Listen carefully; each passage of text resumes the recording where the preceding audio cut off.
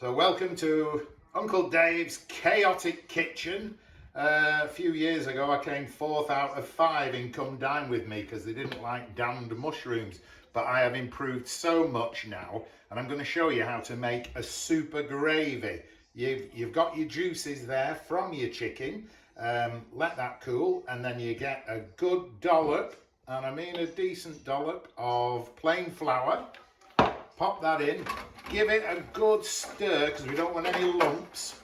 Okay, it looks lumpy, it looks a bit lumpy, but it won't do. And then the key thing then is pop the heat on, and with the heat on I can start to move it around, get all those lovely bits off the bottom there, and you'll see we need to cook the flour out for about a minute.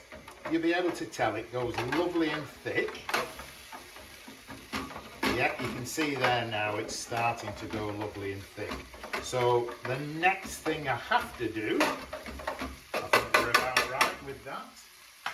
You get your ordinary stock, a Knorr stock is perfect. Pour the lot in, about a litre should do you with a normal sized chicken, and then it's all about the stirring process. So we make sure we get rid of all those lumps. You're going to love this. It turns an ordinary chicken dinner into something absolutely fantastic because you're not using Bisto or ordinary OXO cubes. So, and you leave all the bits in because you can strain them if you want, but you don't need to. So that's looking rather good. What it does need is some wine. This is Auntie Karen's wine left from the pub the other day. So we pour some of that in. Generally don't use red. And the other thing is a bit of Aldi tarragon. So tarragon just gives it that extra lovely flavour, about that much.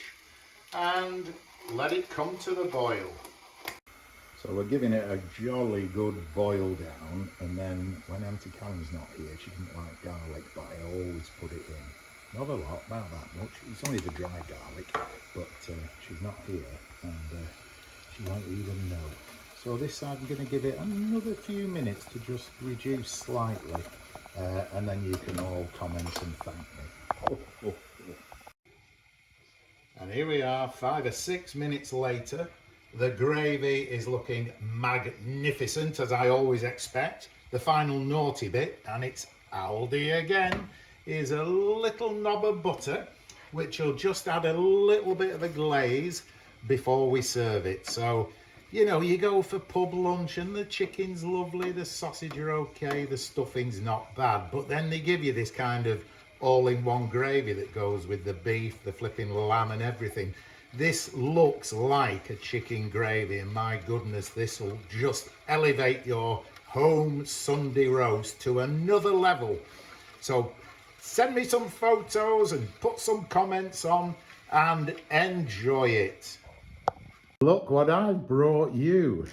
I've brought you Uncle Dave's superb gravy. And now Auntie Karen is going to pour some. She often says the only reason she married me was my gravy. Oh, beautiful. Yes, it really is going to make the difference. So folks, give it a try. I'm going to sort it out on top of there now, and it's going to be gorgeous.